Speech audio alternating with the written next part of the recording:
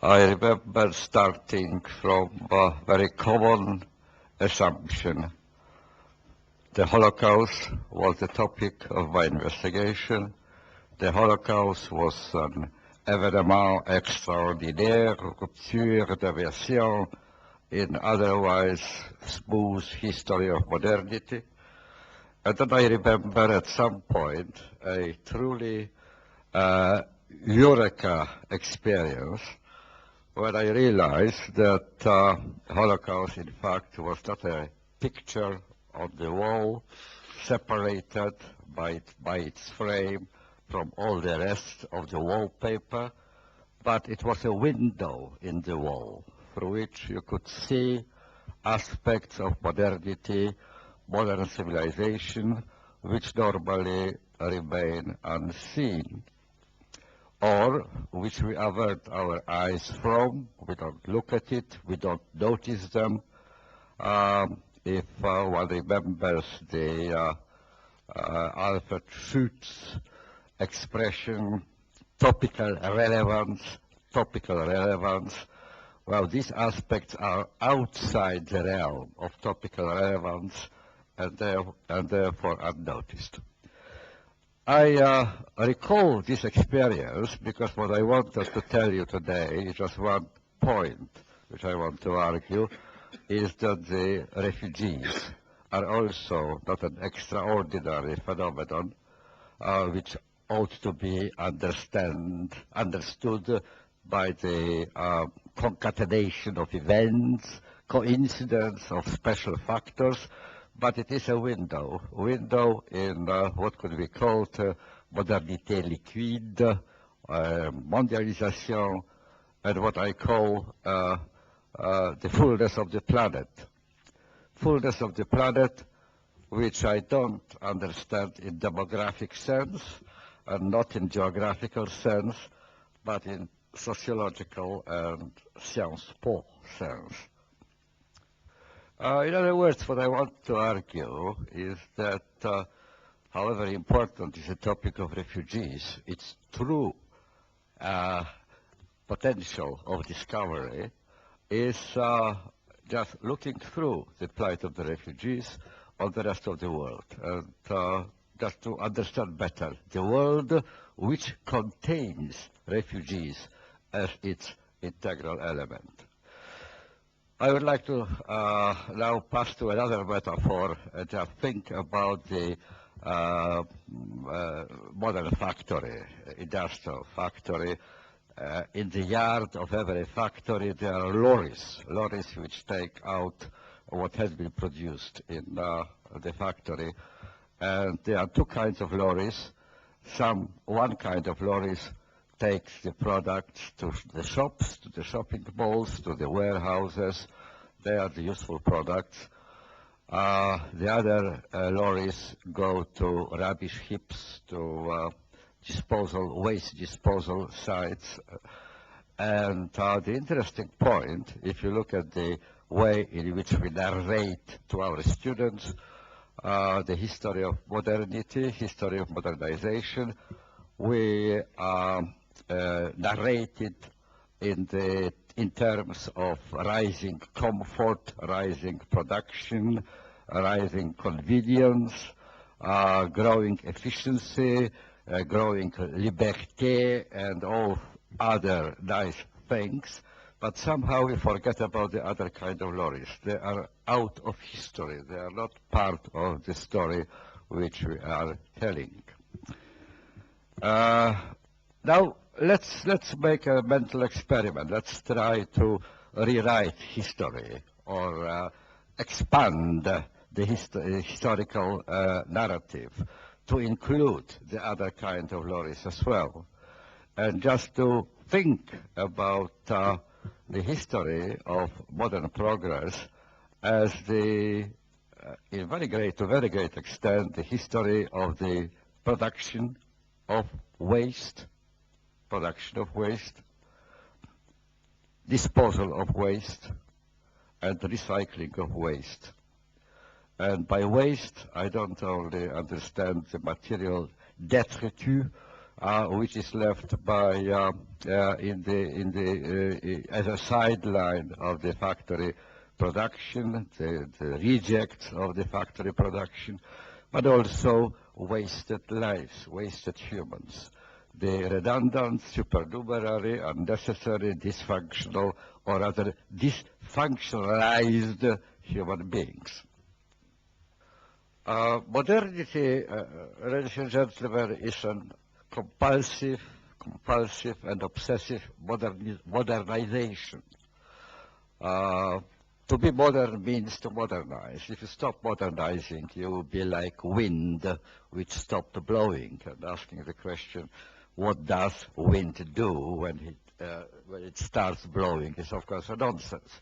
To be modern means to obsessively, compulsively modernize.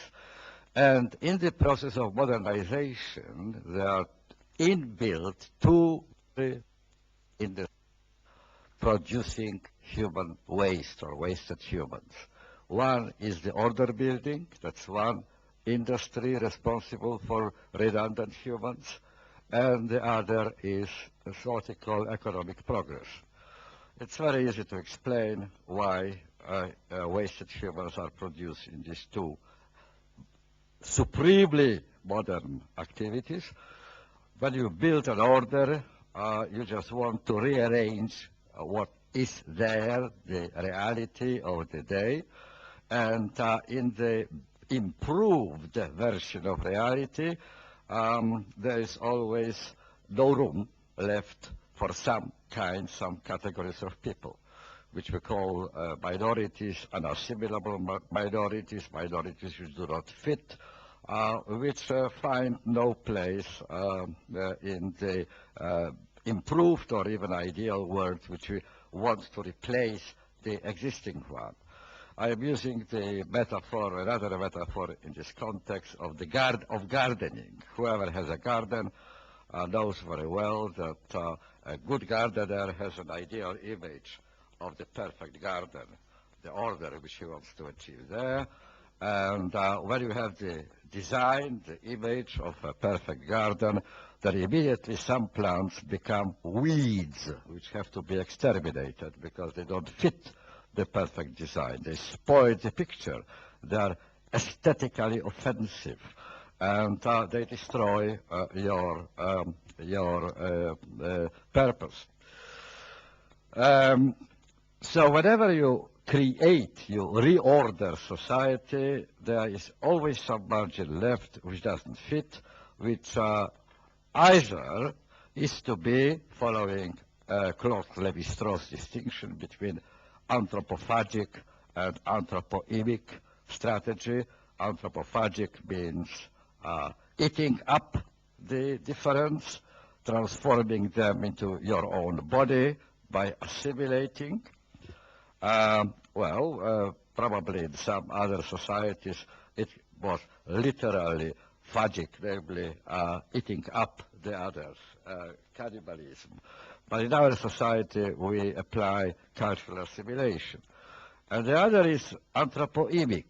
Anthropoemic is the opposite of anthropophagic. Namely, it is vomiting the difference, expulsing the difference, and excluding somehow by transporting elsewhere or by locking them up in, as Auger used to say, non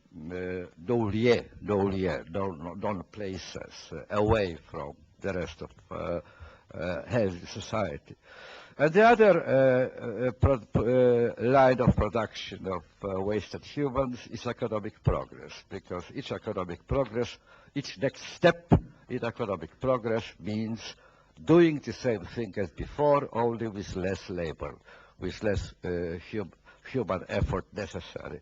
Therefore, there are always, with every step of economic progress, some ways of earning living, some ways of making living are made redundant, unviable. They don't stand in competition, they have to be eliminated. In both cases, you produce redundant humans.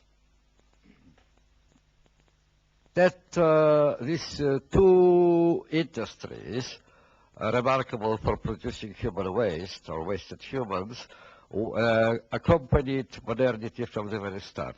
But, that is the big but, really. That's why refugees strike us as a novel phenomenon. That's why we think about them as if they were an extraordinary event in history of modernity. So the but is that for a large part of modern history, for a greater part of modern history, in fact, until quite recently, and until half-century ago, the modernized part of the globe was a relatively small one. There was the modernization did not reach the faraway places. Therefore, there was a very, very considerable power differential between this small enclave of modernizing and modernized countries and all the rest of the globe. When you have such a power differential, you can consider the other parts of the globe which are on the receiving side of the process of modernization. You can consider them as empty lands, void, as a sort of a void, empty land waiting for colonization, waiting to be used in a better way than it has been so far. And the aborigines don't count. They are just part of the landscape. They could be pushed away, making room for the rest. And Europe, for several centuries, used the rest of the world for this purpose, as a huge waste tip, in fact, a sort of a rubbish heap on which the excess of European population could be exported. Both Americas, South America, North America, Australia, New Zealand, parts of Africa, served as this sort of a no man's land, a void, in which the excess of population in Europe was exported.